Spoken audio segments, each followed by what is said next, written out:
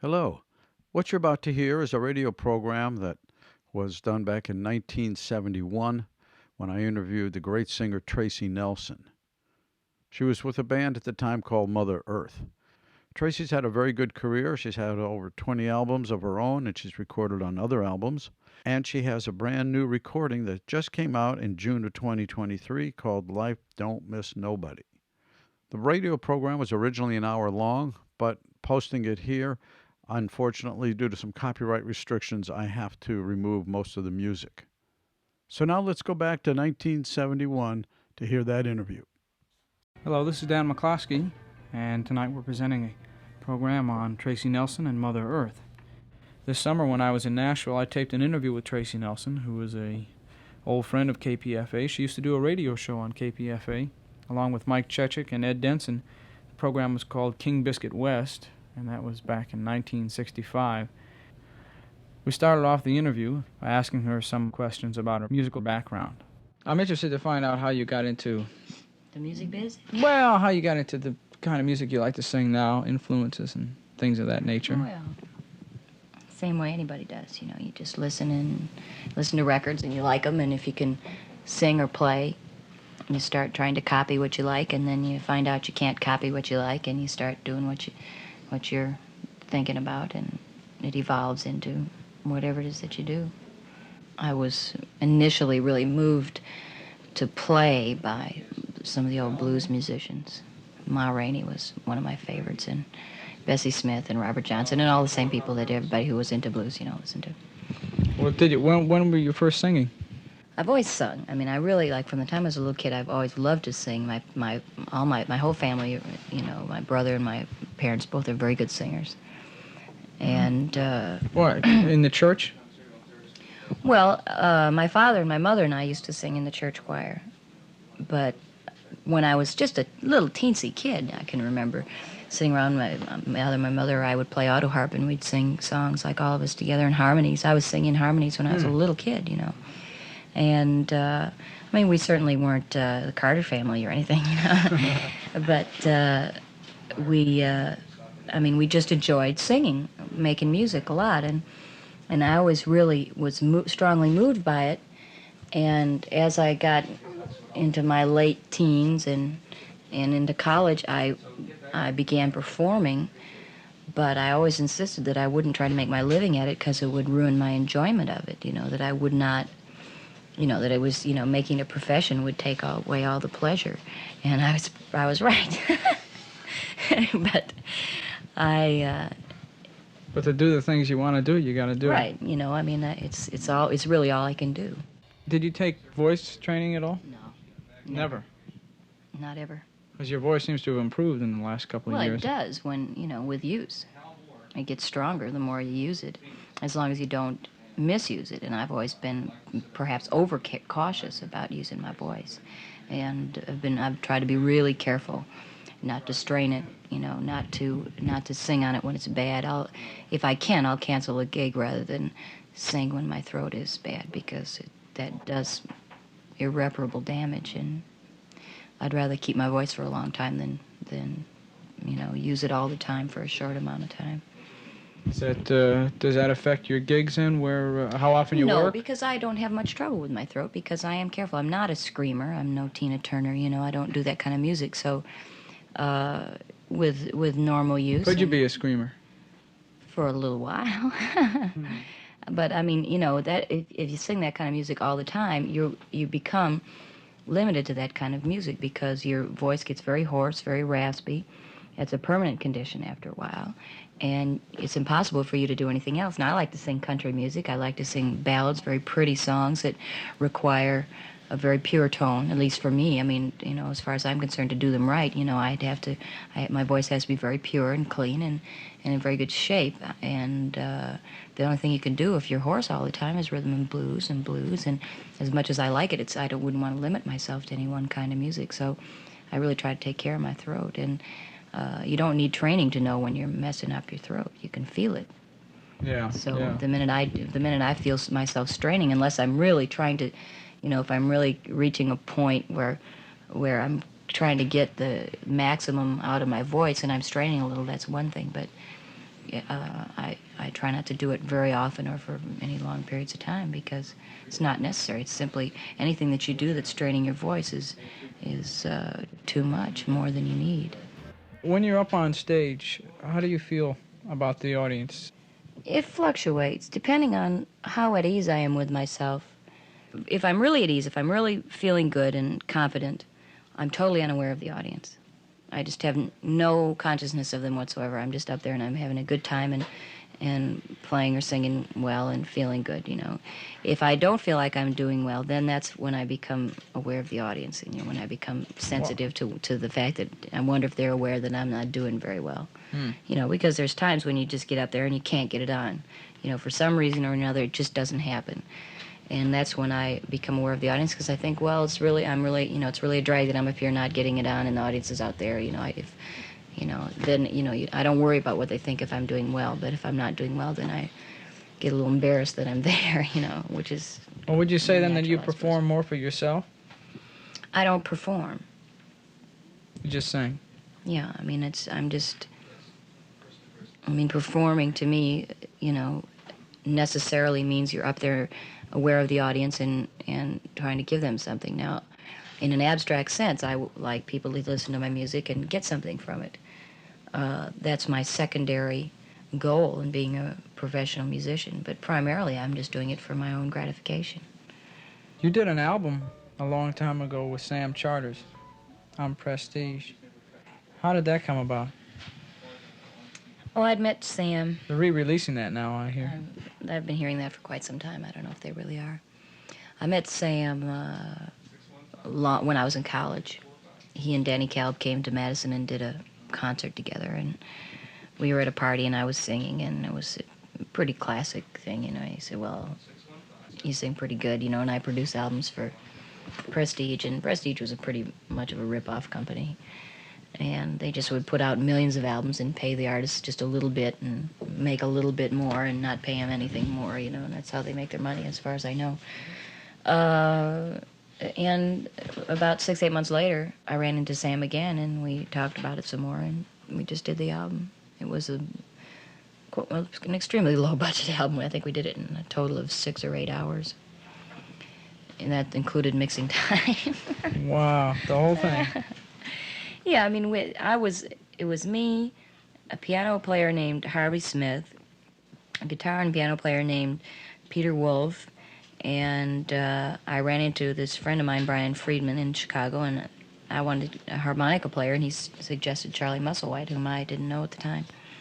So Charlie came down and played harmonica on this stuff. And we had a good time. I don't think the album is particularly good. It's just totally derivative blues. Some of the musicianship is good. My singing is rotten. It's just terrible. And you know, it's representative of that era. There were a lot of people doing that same sort of thing. The only thing that I can say from that album is that I wasn't imitating Negroes quite as much as a lot of the people were. I was doing that kind of music, but I wasn't trying to sound like a Negro so much as I was trying to sing like Ma Rainey.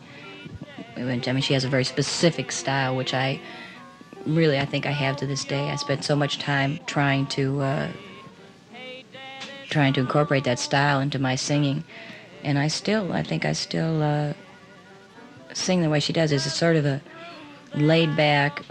She had a very low voice, and anybody else who would sing exactly the line that she'd sing and phrase it the way she did just couldn't do it. I mean, she'd always come in, you know, it would be real slow, and you'd think all through the line that she was never going to make it to the end on time, that, you know, she'd carry over into the next musical phrase.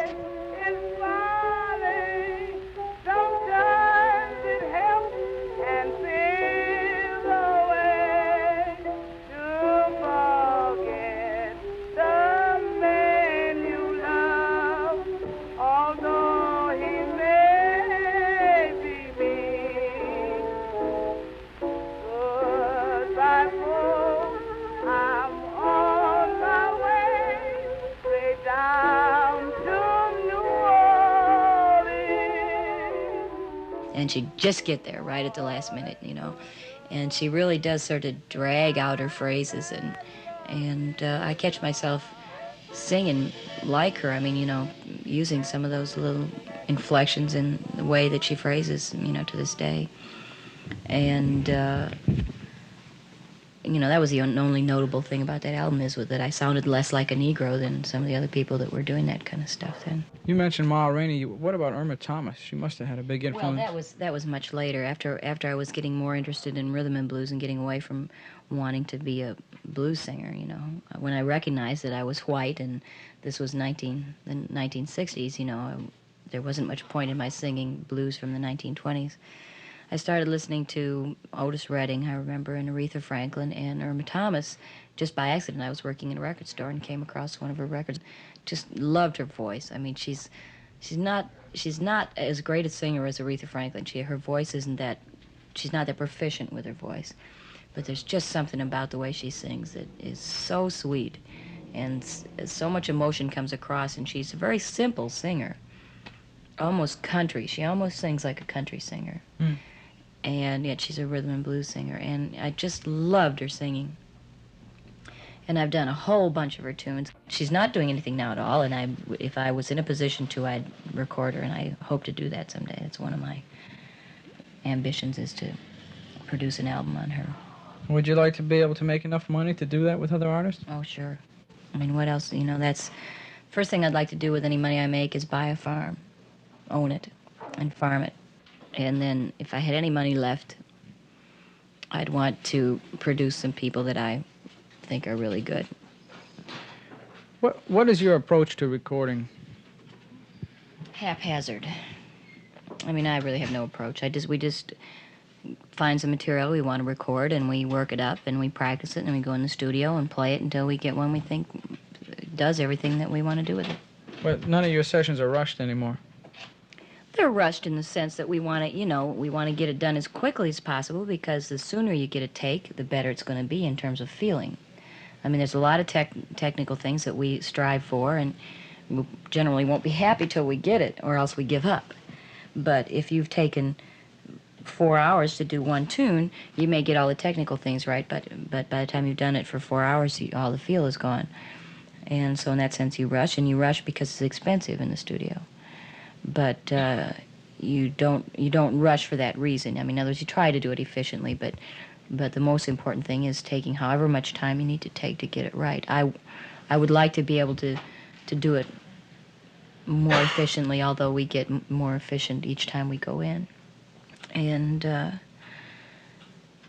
there's just really no particular approach to it. It's about the same as performing for us. We just go in and try to play it as well as we can when we do it.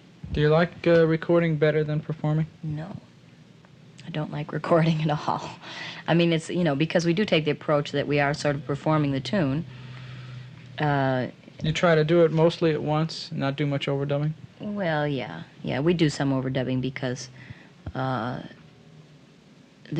you play a tune in the studio, you have to do it different than you perform. In other words, you have to simplify it. The bass line needs to be simplified. The drum pattern needs to be simplified. What the guitars play needs to be simplified. What the piano and organ plays need to be simplified, because on record, like live, 3/4 of what you play isn't heard. But on a record, everything that you play is heard, and it gets, it's too jumbled. There's too much going on. So you really have to modify the way you play in the studio. But, it's just so difficult and so grueling to try to feel good and play, like you're really enjoying yourself in a studio. For me, anyway. Some people really love it. And the only thing I like about working in the studio is doing voice parts. Mm. I mean, well, you usually do working with other people, though. Yeah, or doing them myself, either way. But just doing backup, I have really a good time, because I never get an opportunity to do that live, of course, because I can't sing backup for myself. That's the only thing I really like about being in the studio. The rest of it is just much too artificial, much too strained. There's always you always have your record company hanging over you, telling you to hurry up, and we're going to stop giving you money if you don't get it to us on time, and all this. Even though you try to ignore that pressure, it's still always there. The record companies are so stupid about the way they make you record, In other words, they're defeating their own purpose by putting pressures on you when you're in the studio, but it seems like that's when the pressures always come. Mm. That's when they're getting uptight, that the reality of the album that you're giving them, hits them in the face, and they start getting paranoid. I think, is it going to be good enough? Is it going to be a hit? Well, how long and does it start take giving to? you a hard time about it. How long does it take to for you, say, to get an album done? Say the one you're working on now. How long will that take? I don't know. I couldn't tell you. I 2 really months? don't know. 3 months? No, a month. A month of, like a couple weeks of tracking, a week of overdubbing, and a week of mixing. So do you have trouble overdubbing when you're just laying in a voice track later because of the electricity missing? No, not really. Once you've done a song over, a number of times, once I've sung a song a number of times, my voice is getting tired, and by the time we get a take, my vocal is not all that great.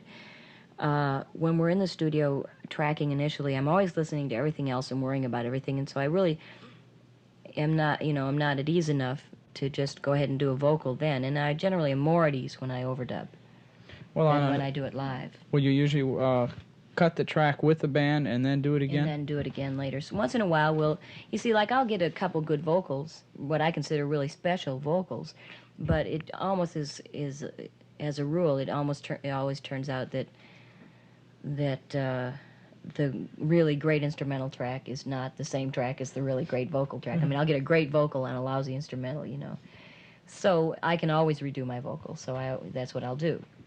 And once in a while, I think there was one song we've done out of the 6 we've done so far where I'm going to keep my original vocal, and I blew one line. I'll have to redo that. But other than that, I think I'll keep the original vocal. But that only happens once in a great while. It's just a matter of odds. Odds are that I won't get the good vocal at the same time the boys get the good instrumental. And I really don't. I like to overdub my vocals. It's absolute comfort. I can take my time. I don't have to worry about anything else except just what I'm singing at that point. And the track's already there. I know it. I know the idiosyncrasies of it, and I can work with it. Whereas I'm having to listen for those things when I'm doing it initially, and then that's taking my attention away from what I'm doing. Where do you get most of your material for songs outside of the people that you have heard on records? Oh, I scrounge. It's hard. I just get them from any place I can get them. I listen to records.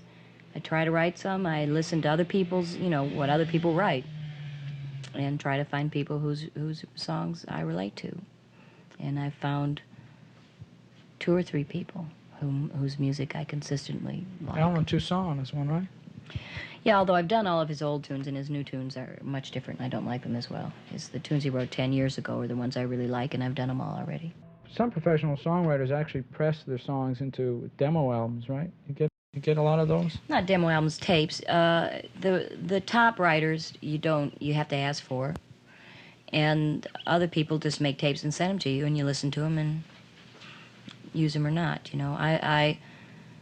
I have never received a tape from somebody and gotten a song off of it. They've always been people I've met, because you just something has to spark between you. You have to meet the person and know that there's something, that you relate to in that person, so that there's something in their music you relate to. I mean, I think it's less that the tunes don't appeal to me than that there's been no personal interreaction between myself and the writer, and that's crucial to creating interest in their material, I think is really how it works. So I've met people, they've said, I'd like to sing you a song, and when I can, whenever anybody wants me to sing a song for them, if I've got the time, or if I'm not in a bad mood or something, where I think I wouldn't relate properly to what they were doing, I'll take the time to do it, because I've found some great tunes that way. And they'll sing them, and I'll either like them or not. When you're singing a song, say, that you've written, do you really feel it each time, especially if you're recording it? And when you write it, you feel it? Oh, I don't know. My life is so normal that the songs that I write are generally vicarious. They're not from direct experience. I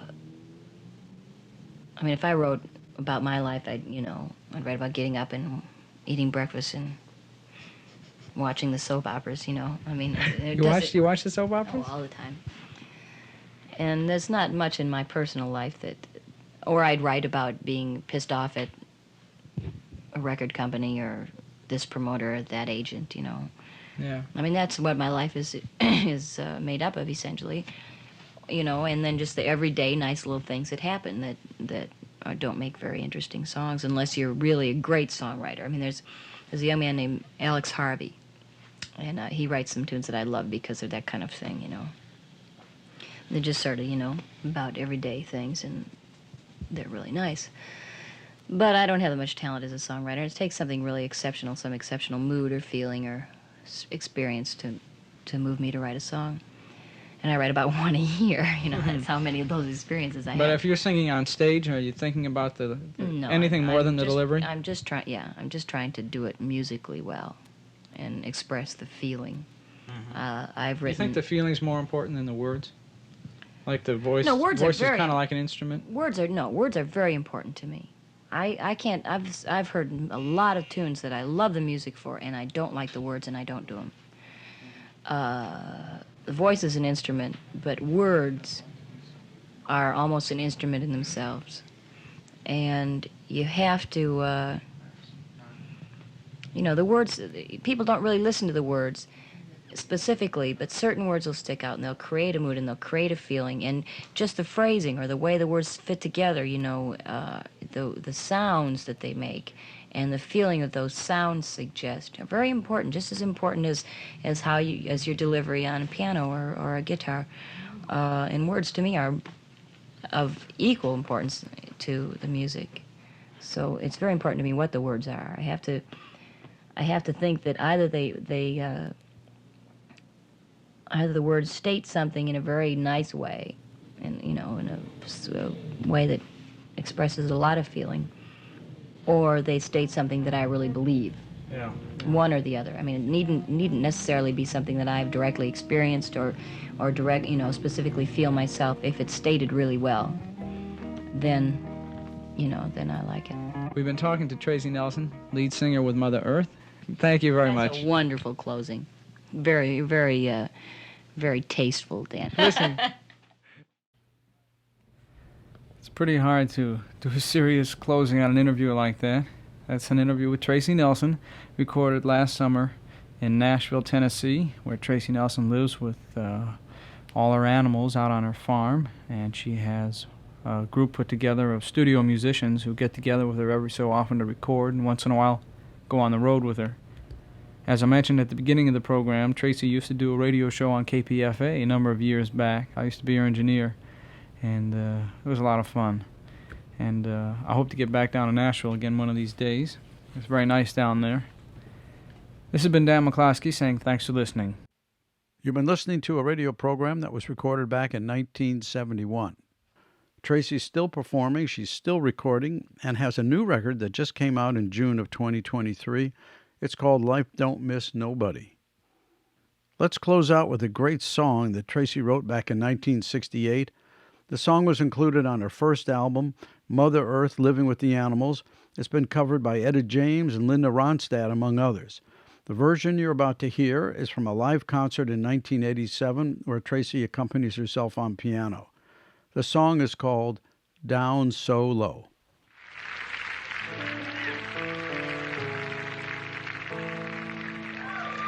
When you went away,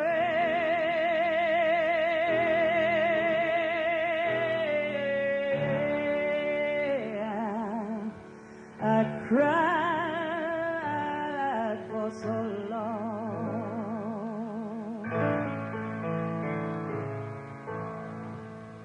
Well, I wanted you to stay,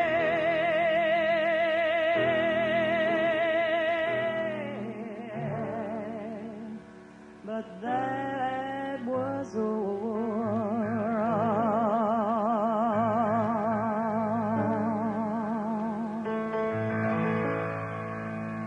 Well, the pain you left behind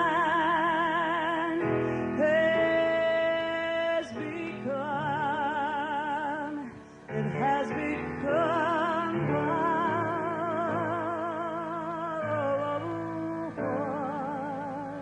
of me,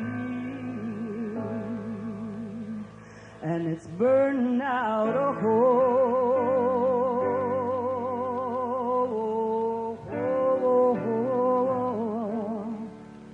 Where my love used to be.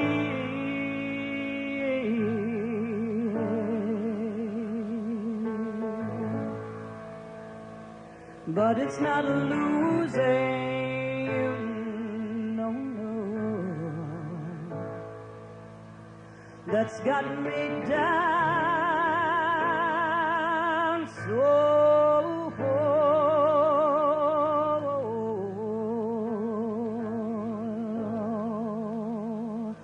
I just can't find another man to take your place.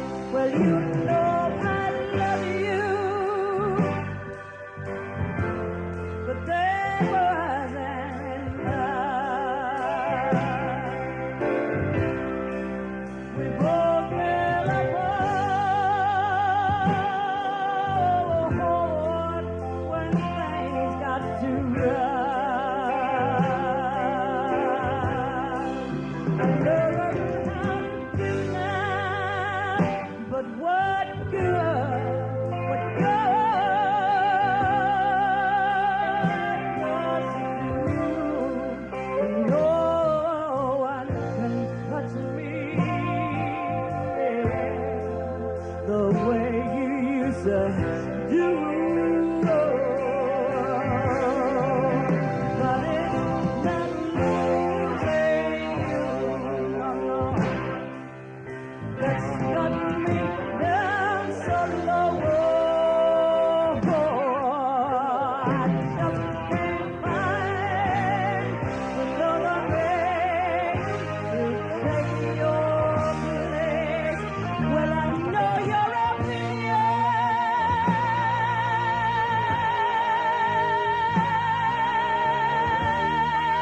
of me is not good. Please try to understand that I changed. You know I changed if I could. It's coldness inside me starting to dim. 'Cause a woman can't be a woman, don't you know? Unless she is